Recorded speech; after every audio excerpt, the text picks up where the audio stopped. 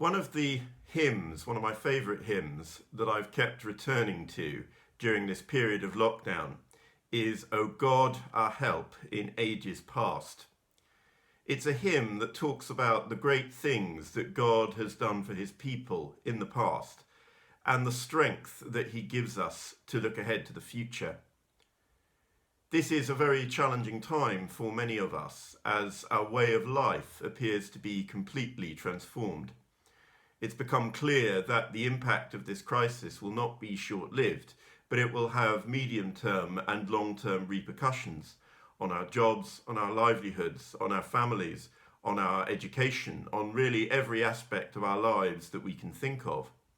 And it's thrown us into this unprecedented period of uncertainty.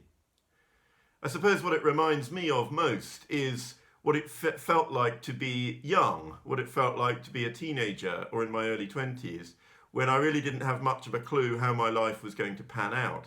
And while there were a lot of opportunities open, there was also a deep lack of confidence and an anxiety about what might come and whether I would be able to cope with it and withstand it.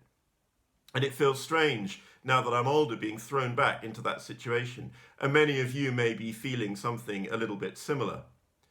I've found myself thinking a lot about the past, thinking about how I've dealt with uncertainty in the past. And I've also found myself asking God for wisdom and for strength to not rely on my own speculations about what the future may hold, but to rely on him.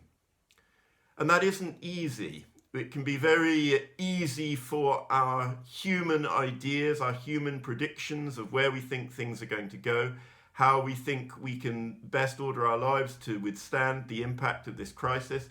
It can be very easy to allow those things to take over. But it is important to trust in God. And that's not necessarily because we don't have any good ideas. We have lots of good ideas from our human wisdom, but because God sees the whole picture and he understands better than we do what our purpose is, not just for ourselves and for one another, but for him and for his glory. And I think it's sometimes easy to forget that, to drift into a place of thinking that if we don't know the answers, then we have no hope. And I don't think that's true. So I would encourage you this week to try to find that trust in God. Try to listen to what he's saying rather than relying on your own wisdom.